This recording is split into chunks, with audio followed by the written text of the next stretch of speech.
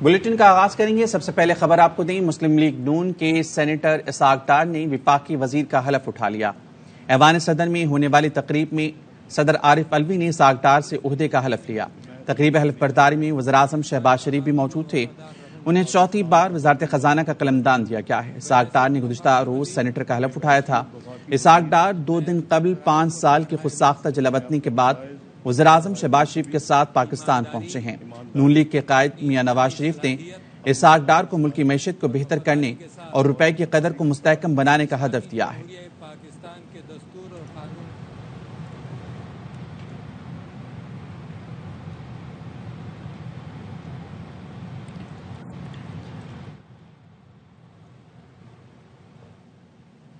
Currency میں استحکام، مہنگائی پر کنٹرول، شرح کو سود کو نیچے لانے کے لیے نئے وزیر خزانہ اسحاق ڈار نے اپنی ترجیحات بتا دی۔ کہتے ہیں 4.25 سال کا گن 6 ماہ میں ٹھیک نہیں ہو سکتا۔ روپے کا یہ مقام نہیں جہاں پہنچ چکا ہے۔ مفتاح اسماعیل نے بہترین کام کیا۔ انہوں نے کہا کہ میرے خلاف جعلی کیس بنانے والوں کو معافی مانگنی چاہیے۔ عمران خان حکومت نے سب سے پہلے میرا پاسپورٹ کینسل کرایا۔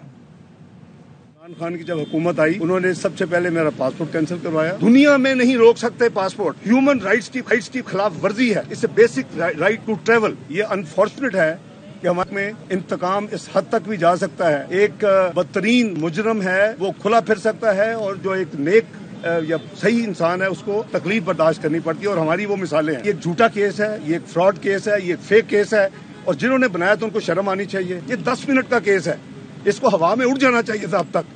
بہرحال انشاءاللہ اس کا بھی ہر چیز کا اللہ تعالیٰ کی طرف سے وقت مقرر ہے۔ پاکستان دنیا کی 18ویں معیشت بننے جا رہا تھا، اور اٹلی اور کینیڈا کی معیشتیں پیچھے ہونی تھی، وہ شاید 20، 25، 26 تک بن جاتے، لیکن پھر وہی ڈرامے پاناما کے دوسرے قسم کے جو ڈرامے ہوتے ہیں ملک کو بہت ہیوی کاسٹ کر دے۔ خدا کے لیے بس کر دے، پاکستان کو آگے جانے دیں۔ بدقسمتی سے ایک پارٹی اس وقت وہ کلٹ بنا لیا ہے، یعنی نیگیٹو سیاست کے علاوہ کچھ نہیں آتا۔ کل بھی کہا کہ یہ تو نہیں روک سے، میں گرا کے دکھاؤ۔ او بھائی، اللہ نے گرائے، اللہ نے تمہیں آلریڈی گرا دیا، ابھی معافی مانگ لو اللہ سے، آگے دیکھو کتنی جلدی اور تم نے گرنا ہے۔ ابھی سب سے پہلے یہ کہ ہماری کرنسی وہ بالکل اس کا یہ رائٹ نہیں ہے، یہ مقام نہیں ہے جہاں یہ پہنچ چکی ہے۔ چند جو اسپیکولیٹرز ہیں یا اس سے جو کھیل کھیلتے ہیں ان کو بند ہو جانا چاہیے۔ میرا خیال ہے کہ انہوں نے بند کر دیا ہے۔ ہم انفلیشن کو نیچے لائیں گے، ہم انٹرسٹ ریٹس کو نیچے لائیں گے، ہم اکانومی کو ریوائیو کریں گے۔ 4.25 سال کا گن جو ہے وہ 6 مہینے میں نہیں کلیئر ہو سکتا۔ اس نے مفتاح صاحب نے اپنی پوری کوشش کی۔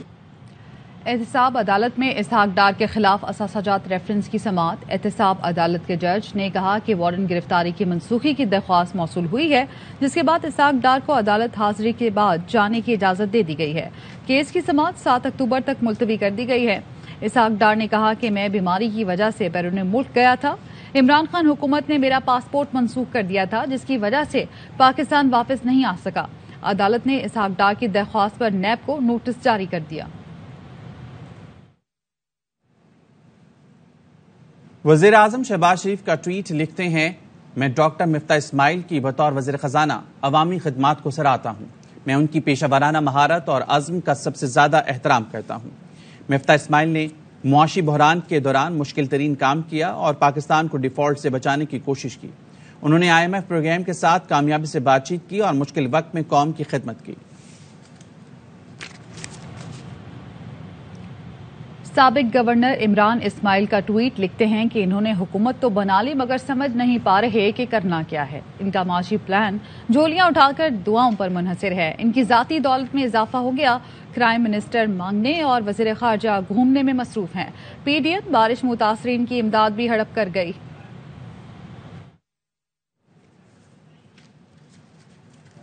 سابق وزیر داخلہ شیخ رشید نے ایک بار پھر قبل از وقت عام انتخابات کا دعویٰ کر دیا۔ ٹویٹر پر لکھا، 15 اکتوبر سے 15 نومبر کے درمیان تمام اہم فیصلے ہو جائیں گے۔ ڈار بھی خوار ہوگا۔ جو آڈیو ویڈیو کا کام کرتے تھے اس میں خود پھنس گئے۔ بجلی، آٹا اور گیس عوام کا مسئلہ ہے۔ آڈیو ویڈیو ان کی سیاست کو لے ڈوبے گی۔ شیخ رشید نے آج دوپہر 2 بجے مظفر آباد پریس کلب میں اہم نیوز کانفرنس کا بھی اعلان کیا۔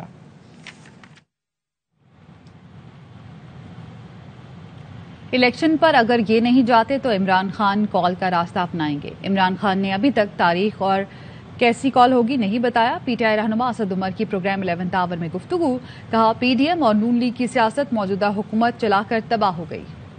نظام کا حصہ ہو اور پرائم منسٹر کو بھی پتا ہے کہ کال جو ہے وہ ریکارڈ ہوگی، تو پھر اس میں کوئی حرج نہیں ہے. لیکن اگر وہ بھی خفیہ رکھ کے کیا جا رہا ہے اور پرائم منسٹر کو پتہ ہی نہیں کہ ان کی کالز ریکارڈ ہو رہی ہیں تو وہ بھی ٹھیک نہیں ہوگا. ایک عام شہری کی بھی ریکارڈ کرنا بغیر اس کی نالج کے یا بغیر کورٹ آرڈر کے وہ بھی قانون کی خلاف ورزی ہے. پاکستان کی ہولناک تباہی جو ہے 2 مہینے سے زیادہ تو نہیں اور کوئی برداشت کر سکتا نا. فائنل کال کا فیصلہ جو ہے وہ عمران خان صاحب خود کریں گے جب وہ سمجھیں گے کہ صحیح وقت آ گیا ہے اور کیا اس نے شکل اختیار کرنی. ابھی تک انہوں نے یہ نہیں بتایا کہ تاریخ کیا ہوگی, انہوں نے یہ بھی نہیں بتایا کہ وہ شکل کیا اختیار کرے گی.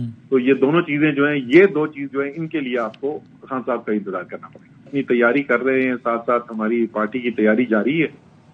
بہت جلد قومی اسمبلی سے استعفوں کے معاملے پر عمران خان یو ٹرن لے گا اور اسمبلی میں بیٹھا ہوگا. وفاقی وزیر حسن اقبال کا دعویٰ, کہتے ہیں میرے خلاف جھوٹا ریفرنس اس بات کا ثبوت ہے عمران حکومت نے ہماری قیادت پر جھوٹے مقدمات بنا کر نون لیگ کی کردار کشی کی.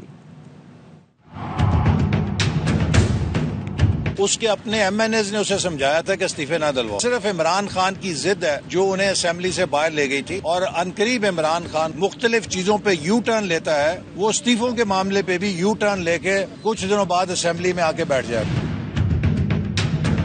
ناروال سپورٹ سٹی میرے خلاف ریفرنس بنایا تھا. ایک پائی کی کرپشن وہ ثابت نہیں کر سکتے. اس بات کا واضح ثبوت ہے کہ کس طرح مسلم لیگ نون کی قیادت پہ من گھڑت کرپشن کی داستانیں بنا کر قوم کو گمراہ کیا گیا. عمران نیازی ان جھوٹے افسانوں کے اوپر اپنی سیاست چمکاتا رہا. جتنے پیسے اس نے جلسوں میں ضائع کیے اس موقع پر الیکشن کی تکرار کرنا, یہ صرف انارکی چاہتے ہیں. تم تو ملک کو غلام بنانے کی سازش پہ کام کر رہے ہو.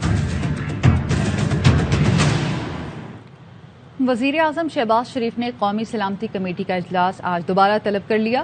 اجلاس میں وزیر اعظم ہاؤس کی مبینہ آڈیو لیکس کے معاملے پر غور ہوگا.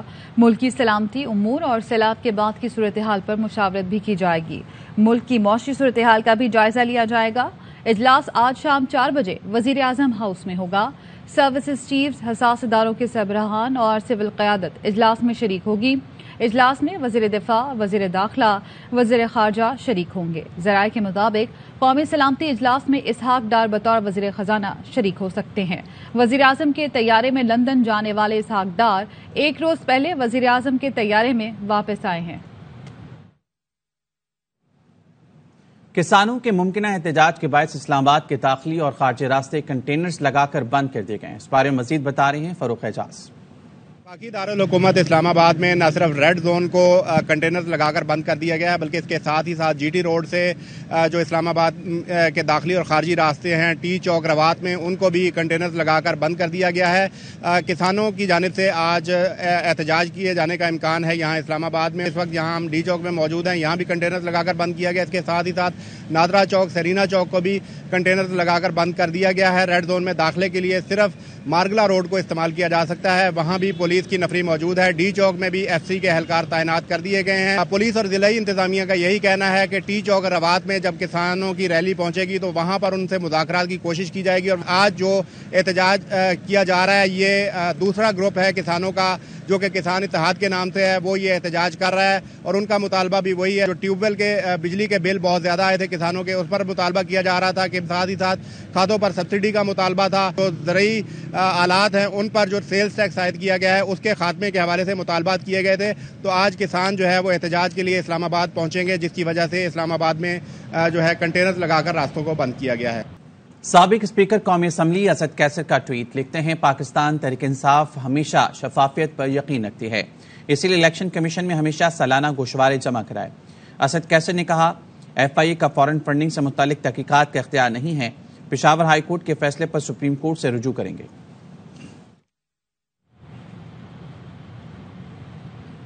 اسحاق ڈار کی واپسی سے وزارت خزانہ کا منصب سنبھالنے تک امریکی ڈالر کی قدر میں مسلسل تیسرے دن بھی کمی ہوئی ہے. روپیہ تیسرے دن بھی مستحکم ہوا. انٹر بینک میں ڈالر مزید ₹1.95 کم ہو کر $231.96 پر فروخت ہو رہا ہے. بینکس درآمد کنندگان کو ڈالر $232.50 میں فروخت کر رہے ہیں. 3 دن میں انٹر بینک میں ڈالر $7.69 سستا ہو چکا ہے. فوریکس ڈیلرز کہتے ہیں کہ اوپن مارکیٹ میں ڈالر $230 سے $232 میں فروخت ہو رہا ہے. اور اب بات کریں گے, امریکہ نے پاکستان کو F-16 طیاروں کے پرزوں کی فروخت پر بھارتی اعتراض مسترد کر دیا. امریکی وزیر خارجہ انتونی بلنکن نے بھارتی ہم منصب کے ساتھ مشترکہ نیوز کانفرنس میں دو ٹوک الفاظ میں کہا پاکستان کا F-16 پروگرام ملک یا خطے میں دہشت گردی کے خطرات سے نمٹنے کی صلاحیت کو مضبوط بنانا ہے۔ انتونی بلنکن کا کہنا تھا کہ پاکستان کے پڑوس سے دہشت گردی کے واضح خطرات اٹھ رہے ہیں۔ TTP، داعش اور دیگر تنظیمیں سب کے لیے خطرہ ہیں۔ دہشت گردی کے خطرات کسی کے بھی مفاد میں نہیں، ہمیں مل کر دہشت گردی سے نمٹنے کی کوشش کرنا ہوگی۔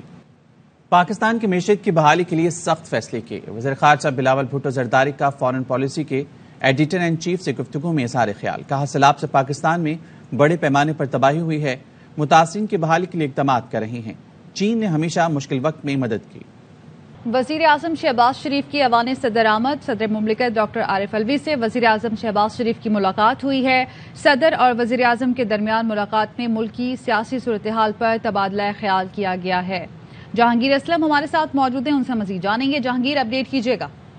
جی، صدر مملکت اور وزیر اعظم شہباز شریف کی ملاقات تقریباً آدھے گھنٹے تک رہی ہے اور ملکی اور سیاسی صورتحال پر تبادلہ خیال کیا گیا، جس پر صدر ڈاکٹر عارف الوی نے زور دیا ہے کہ مفاہمت کو زور دیا جائے تاکہ جو بھی سیاسی جو صورتحال ہے اس پر جو ہے کوئی بہتری لا سکیں، جس پر وزیر اعظم نے شہباز شریف نے صدر پاکستان سے جو ہے خوشی کا اظہار کیا اور کہا ہے کہ آپ ایک جو ہے جس انداز پہ آپ کی جو خواہشات ہیں وہ جو ہے انشاءاللہ رنگ لائیں گی، اور اس کے علاوہ جو ہے پاکستان کی معیشی صورتحال اور دیگر جو معاملات پر زیر غور آئیں۔ اس کے علاوہ پاکستان کی موجودہ سیاسی صورتحال خاص طور پر زیر بحث رہی ہے۔ جی ٹھیک ہے، بہت شکریہ آپ کا اپڈیٹ کرنے کے لیے۔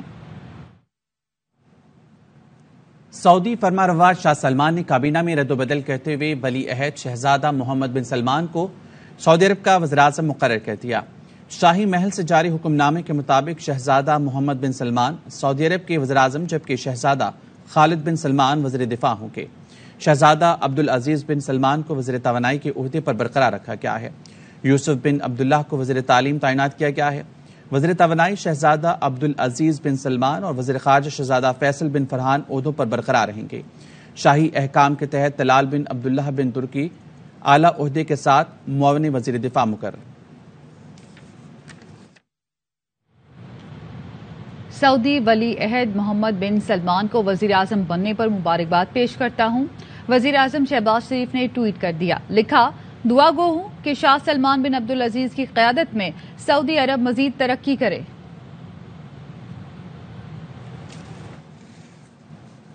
آرمی چیف نے شہزادہ محمد بن سلمان بن عبدالعزیز ال سعود کو وزیر اعظم بننے پر مبارکباد دی ہے۔ ISPR کا کہنا ہے آرمی چیف نے شہزادہ خالد بن سلمان بن عبدالعزیز ال سعود کو وزیر دفاع بننے پر مبارکباد دی۔ آرمی چیف نے کہا پاکستان سعودی عرب سے تاریخی برادرانہ تعلقات کو خصوصی اہمیت دیتا ہے۔ ڈاکٹر عافیہ صدیقی کی صحت سے متعلق ڈاکٹر فوزیہ کی درخواست پر سماعت۔ امریکہ میں قید ڈاکٹر عافیہ صدیقی کی رہائی کے لیے درخواست پر سماعت۔ دفتر خارجہ نے امریکہ سے سفارتی محاذ پر اثر نو کوششوں کی تجویز دے دی۔ اسلام آباد ہائی کورٹ کی دفتر خارجہ کو ہر 2 ہفتے بعد پروگریس رپورٹ دینے کی ہدایت۔ دفتر خارجہ کے لیگل ایڈوائزر اسد برکی عدالت کے سامنے پیش ہوئے۔ ڈاکٹر عافیہ صدیقی کی بہن ڈاکٹر فوزیہ صدیقی بھی عدالت کے سامنے پیش ہوئی۔ عافیہ صدیقی کی رہائی کے لیے امریکہ سے اثر نو سفارتی کوششیں کی جا سکتی ہیں۔ دفتر خارجہ معاملے کو سفارتی سطح پر اٹھا سکتا ہے۔ لیگل ایڈوائزر دفتر خارجہ امریکی اٹارنی جنرل کو ہمارے اٹارنی جنرل بھی لکھ سکتے ہیں۔ دفتر خارجہ قانونی محاذ کو وزارت داخلہ نے دیکھنا ہے۔